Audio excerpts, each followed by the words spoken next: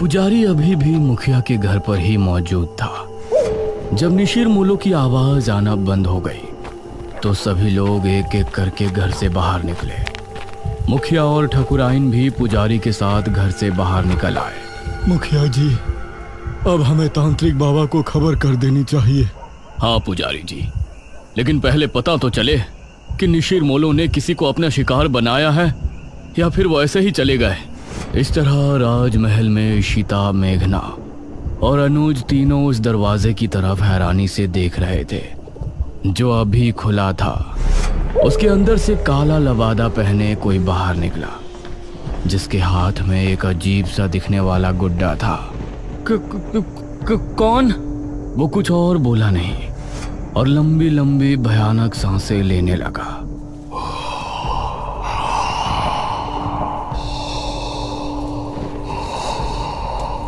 उसकी भयानक सांसों को सुनकर ये तीनों डर गए और तभी वो तेज रफ्तार से इनकी तरफ भागा। भागो जल्दी, महल से बाहर निकलो। इन तीनों का दिल दहल उठा और ये खिड़की की तरफ भागे। जल्दी करो। वो अभी भी इनके पीछे ही था। अनुज ने पहले इशिता और फिर मेघना को बाहर निकाला। वो अनुज तक पहुंचने ही वाला था कि तभी अनुज भी खिड़की से कूद गया। क्या था वो? चलो अब घर चलते हैं, 2 बज रहे हैं, कहीं पिताजी या माँ जाग ना जाए। ये तीनों अब गांव की तरफ रवाना हो गए। माँ और पिताजी को इस बारे में बिल्कुल नहीं बताना, ठीक है? अरे हम क्यों बताएंगे भला? जैसे ही ये तीनों गांव पहुंचे तो बाहर ही पुजारी और बहुत से लोग खड़े थे। अनुज, तुम यहाँ? हमें तो लगा कि तुम तीनों अपने अपने कमरे में सो रहे हो। इतनी रात में तुम तीनों कहाँ से आ रहे हो? वो पिताजी। मुखिया ने मेघना और इशिता की तरफ देखा। तुम दोनों कहाँ गई थी अनुज के साथ? जी माफ कर दीजिए अंकल, हम दोनों का घूमने का मन हो रहा था। तो दिन में घूमने चले जाते, रात में बिना बताए जाने की क्या जरूरत थी? माफ कीजिए पिताजी, मैं ही इन दोनों को ले गया था, लेकिन आप सब लोग यहाँ बाहर इकट्ठा होकर क्या कर रहे हैं? अनुज ने बात को बदलते हुए कहा। आज गांव में निशिर मोलो आए थे, सभी उनकी आवाज सुनकर ही खौफ में थे। क्या निशिर मोलो? ये निशिर मोलो कौन है? 4 कथई लबादे वाले शख्स जो अपने कंधों पर एक ताबूत उठाए रात के समय गांव में घूमते हैं। उनकी आंखें लाल चमक रही होती हैं। रात के समय गांव में घूमते हैं। उस समय अगर वो किसी को देख लेते हैं या कोई उन्हें एक बार देख लेता है तो वो उसे अपने साथ ले जाते हैं। सभी गांव के लोग तो अपने अपने घरों में थे, लेकिन वो लोग संपत और कप्ता को ले गए। वो बाहर ही जुआ खेल रहे थे। अनुज, इशिता और मेघना तीनों ही ये सुनकर चौंक पड़े। पिताजी, लेकिन इससे पहले तो ऐसा गांव में कुछ भी नहीं हुआ, न ही आपने मुझे कभी इसके बारे में बताया। ये 400 साल पहले की बात है बेटा, हमारे महाराज के समय की बात। लेकिन उस समय किसी तरह उनको रोक दिया गया था, लेकिन अब अचानक वो कैसे जाग उठे, ये तो बात समझ के बाहर है। मुखिया जी, अब कल सुबह ही तांत्रिक महाराज से मिलने के लिए निकलेंगे।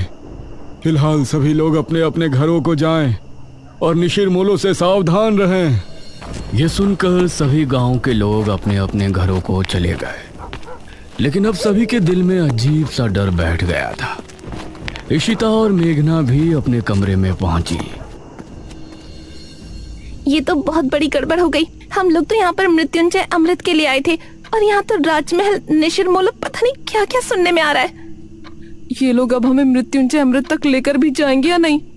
अरे तुझे दिख नहीं रहा यहाँ कितनी प्रॉब्लम है? हम दोनों सुबह यहाँ से जा रहे हैं बस। नहीं, मैं नहीं जा सकती। लेकिन क्यों? वो मृत्युंजय अमृत। इतना कहकर मेघना ने आगे कुछ नहीं कहा। आपने बिना सोचे समझे उन दोनों लड़कियों को घर में जगह क्यों दे दी? देखा ना अब क्या हुआ। ठकुराइन, वो लड़कियां तो अनजान है, लेकिन अनुज को तो सब कुछ पता है ना। वो उनको लेकर रात में निकल गया, इसमें हम उनको दोषी नहीं ठहरा सकते। उनको लेकर जाने वाला तो हमारा ही बेटा है ना। कुछ ही देर में सभी एक एक करके सो गए।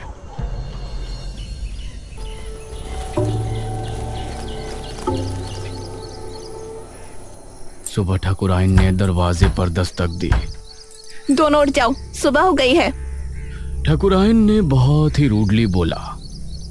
Aunty ji, we are sorry. यह सुनकर वो बिना जवाब दिए वहां से चली गई। कुछ देर बाद फ्रेश होकर इशिता और मेघना दोनों ब्रेकफास्ट टेबल पर पहुंची। Good morning uncle. Good morning aunty. आओ बैठो बच्चों, नाश्ता करो। मेघना के बाल इस समय खुले हुए थे। ना जाने अनुज को उसमें क्या खास दिखा।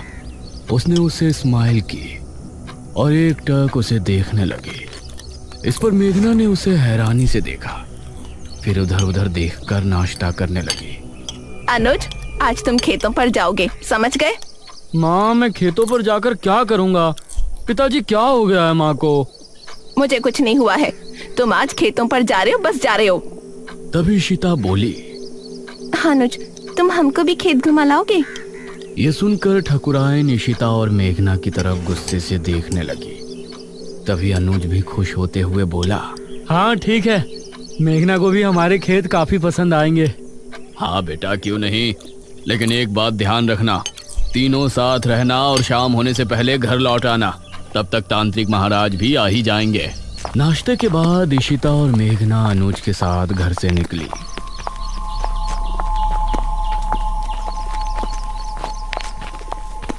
तुम अंकल आंटी के सामने मुझे ऐसे क्यों घूर रहे थे?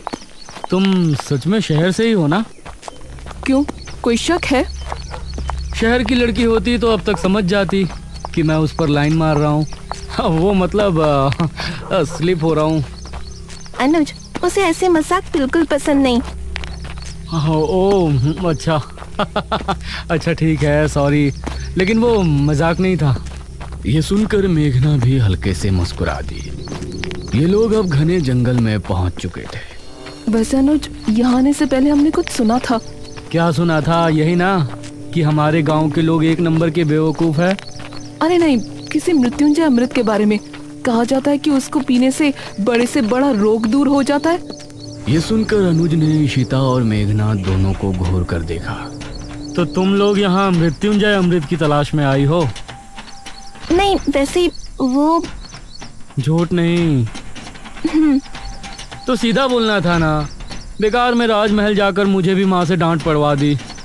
वो हमें लगा था कि सीधे उसके बारे में पूछने से तुम कुछ गलत समझोगे। वैसे ये इशिता पूछती तो लगता, लेकिन तुम पूछती तो नहीं लगता। ये कहकर अनुज मुस्कुराने लगा और इस बार मेघना के चेहरे पर भी मुस्कान छलक आई। तो क्या तुम हमें उसके बारे में बता सकते हो? उसकी कहानी बहुत ही अजीब है, मुझे पूरी नहीं पता। तो बताओ ना, मुझे सुनना है। जितनी पता है उतनी बता दो। ये बात मुझे दादाजी ने बताई थी। सन 1600 में एक बहुत बड़ी महामारी फैली थी। जवान बूढ़े सभी की तबीयत बिगड़ती और फिर कुछ ही दिनों में उनकी मौत हो जाती। उस समय जो राजा था उसे इसकी बहुत चिंता सता रही थी और राजा की चिंता देखकर उनकी बेटी राजकुमारी बहुत चिंता में थी। जब ठीक 4 साल उस महामारी को गुजर गए तो राजकुमारी रहस्यमय तरीके से गायब हो गई। गायब? वो कैसे? वो कहीं चली गई थी। राजा ने उन्हें बहुत ढूंढा लेकिन वो कहीं नहीं मिली। उसके बाद ठीक 1 साल 1 महीने बाद राजकुमारी लौटी और अपने साथ वो एक बीज लेकर आई थी। महाराज ने उनसे सवाल किया कि कहाँ थी, तो उसने कोई जवाब नहीं दिया। उसके बाद उस बीज को बोया गया और उससे ये बरगद का पेड़ उगा और इस बरगद के पेड़ से ये मृत्युंजय अमृत, इसको पीने से राज्य में आई महामारी खत्म हो गई। लेकिन कुछ समय बाद ही राज्य पर बहुत बड़ा संकट आया। कैसा संकट? और ये निशिर जिसके बारे में गांव के लोग बातें कर रहे हैं, उनकी क्या कहानी है? उसका तो मुझे भी नहीं पता। फिलहाल तुम वो देखो। उसने सामने की तरफ उंगली पॉइंट की। कुछ ही दूर पर सामने था एक हरा भरा बरगद का पेड़। उसे देखते ही मेघना हैरान रह गई। यह वही पेड़ था जो उसे सपने में दिखाई देता था और अब उसका वो सवाल और भी गहरा हो गया था कि ये पेड़ उसको सपने में क्यों दिखाई देता है। ओह माय गॉड, ये पेड़ तो बहुत बड़ा है। यही मृत्युंजय अमृत का पेड़ है। हाँ, और क्या? लेकिन इससे तो अमृत टपक ही नहीं रहा। वो अमृत तो सिर्फ पूर्णमासी और एकादशी की रात ही कुछ देर के लिए टपकता है। हर समय थोड़ी ना वो गिरता रहेगा। ओह, तो ये बात है। हाँ, अगर तुमको उसे देखना है तो तुम लोग पूर्णमासी तक यहाँ रुक जाओ। ये कहकर अनुज मुस्कुराया। मुझे मेघना के साथ थोड़ा और समय बिताने का भी बहाना मिल जाएगा। हम रुक तो सकते हैं, फिलहाल आप अपनी मम्मी जी को समझाओ। तुमने देखा नहीं सुबह कितना गुस्सा थी वो हमसे। उनका बस चलता तो वो हमें तभी घर से निकाल देती। अरे माँ है ना, तो फिक्र तो होगी ही, लेकिन बेफिक्र रहो, मेरे आगे कोई नहीं बोलता। तुम लोग बेझिझक यहाँ रुक सकते हो। हाँ ठीक है, वैसे भी हम लोग मृत्युंजय अमृत देखने से पहले तो नहीं जा सकते। लेकिन वो आदमी जो हमें राजमहल में नजर आया था, वो कौन था? इस पर अनुज ने मेघना से नजरें मिलाई। पागल। पागल? What do you mean? देखो, उस वक्त उसे देखकर तो मैं भी डर गया था, लेकिन अब सोचता हूँ कि कोई पागल ही होगा जो बेचारा उस राजमहल में सो रहा होगा। हमने उसकी नींद खराब कर दी तो उसी वजह से हमारे पीछे भागा होगा। मेघना को इस बात में सहमति नहीं नजर आई। वो कोई पागल तो हो नहीं सकता, उसका पहनावा भी आज के टाइम का नहीं लग रहा था। इशिता ने पेड़ की कुछ फोटो खींची और ये लोग खेतों पर पहुंचे। ये काफी देर तक साथ घूमे और इनके बीच बातें भी खूब हुई। अनुज की बातें अब मेघना को भी अच्छी लगने लगी थी, लेकिन वो अपने सपने और इस गांव के रहस्यों के बारे में ज्यादा सोच रही थी। शाम होने से पहले ये तीनों गांव वापस पहुंच गए।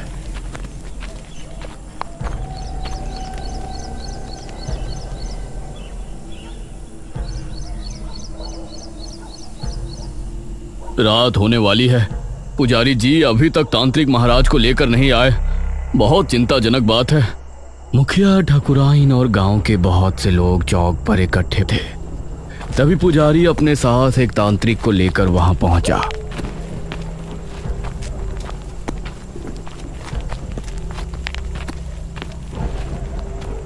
प्रणाम बाबा। प्रणाम। तांत्रिक महाराज नहीं आए? तांत्रिक महाराज शाम से ध्यान मग्न बैठे हैं। वो सुबह सूरज निकलने से पहले नहीं उठ सकते, इसलिए मैं उनकी जगह यहाँ आया हूँ। आप निशिर मोलो के बारे में सब जानते हैं ना? चिंता ना करें, तांत्रिक महाराज का आशीर्वाद हमारे साथ है। हम आपकी समस्या का निवारण करने की पूरी कोशिश करेंगे। तो बताइए तांत्रिक जी, क्या करना होगा? हम पूरी रात जाग कर एक अनुष्ठान करेंगे जो कि गांव के चौक पर होगा। यह पता लगाएंगे कि निशिर मोलो अचानक कैसे जाग उठे। आप सामग्री तैयार करें। एक बार अगर हम अनुष्ठान शुरू कर देंगे तो उसके बाद पूर्ण होने से पहले उठने का हमारे पास कोई कारण नहीं होगा। बहुत बहुत धन्यवाद बाबा, भगवान आपको सफल करे। इशिता ने चुपके से मेघना से कहा, ये लोग सच में बेवकूफ हैं या मुझे ऐसा लग रहा है? ये तू क्या कह रही है? और क्या, वो आदमी गायब हुए हैं, उसके पीछे कोई और वजह भी तो हो सकती है। जरूरी है कि उन्हें किसी भूत नहीं उठाया हो। निशिर मोलो, चुप कर। कुछ ही देर में अनुष्ठान की पूरी तैयारी हो गई। एक अग्निकुंड, एक कपाल और एक नर हथहड्डी। उसके आसपास 4 धूप बत्तियों से धुआं निकलकर वातावरण को शुद्ध कर रहा था। आप सभी अपने अपने घरों में जाएं और अनुष्ठान के सफल होने की प्रार्थना करें। हवा फिर से तेज हो गई थी। चौक पर सिर्फ तांत्रिक और पुजारी नजर आ रहे थे। मेघना और इशिता खिड़की से तांत्रिक को देख रहे थे। मुखिया, अनुज और ठाकुराइन सोफे पर बैठे थे। अरे मेघना, क्या कर रही हो वहां? आकर बैठो ना, कुछ नहीं होने वाला इन लोगों से। अनुज, तुम खुद किसी को नहीं मानते तो मानने वाले का मजाक भी मत बनाओ। अभी ये लोग बातें कर ही रहे होते हैं कि तभी भारी कदमों के साथ 4 निशिर मोलों की आवाज जैसे ही गूंजना शुरू हुई, गांव के सभी लोगों का दिल बुरी तरह से दहल गया।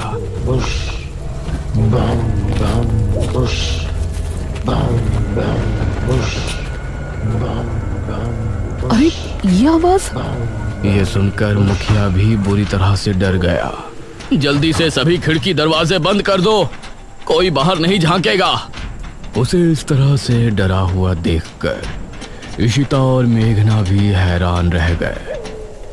हे भगवान, निशिर मोलो फिर से आ गए। 400 साल पहले तो ये सिर्फ शनिवार की रात्रि में ही आया करते थे। उनकी आवाज सुनकर पुजारी और तांत्रिक भी डर गए थे, लेकिन तांत्रिक ने मंत्र पढ़ना जारी रखा। बाबा, ये निशिर मोलो की आवाज कैसे आ रही है? तांत्रिक ने उसका कोई जवाब नहीं दिया। पुजारी भी डर गया था, इसलिए वो भी चुपचाप मंदिर की तरफ रवाना हो गया। वो आवाजें अब तेज होती जा रही थी। मेघना ने जल्दी से खिड़की को बंद कर दिया। इधर पुजारी मंदिर की तरफ बढ़ ही रहा था कि तभी उसको सामने से निशिर मोलो आते हुए नजर आए। पुजारी उन्हें देखकर बेहद डर गया और खौफ भरी आंखों से उन्हें देखता रहा। ताबूत खुलते ही और उसके बाद सब कुछ सन्नाटे में बदल गया। हे भगवान, ये तो पुजारी जी की आवाज है। इसका मतलब है निशिर मोलो ने पुजारी जी को भी। पिताजी, उनकी आवाजें तो अभी भी आ रही हैं। हे भगवान, पता नहीं क्या होगा। तांत्रिक बाबा की रक्षा करना। तांत्रिक अभी भी बैठा हुआ अनुष्ठान कर रहा था। उसको सामने से निशिर मोलो आते हुए नजर आए। उन्हें देखकर तांत्रिक की आंखों में भी खौफ उतर आया। निशिर मोलो उसके सामने आकर रुक गए और एकदम शांत हो गए। तांत्रिक ने उन्हें देखने के बाद भी अनुष्ठान जारी रखा। आवाज आनी बंद हो गई। लगता है वो चले गए पिताजी। नहीं, अभी कुछ देर अंदर ही रहो। जब तक तांत्रिक महाराज खुद नहीं कह देते, कोई बाहर नहीं जाएगा। तभी तांत्रिक बाबा की एक दर्दनाक चीख फिजा में गूंजी।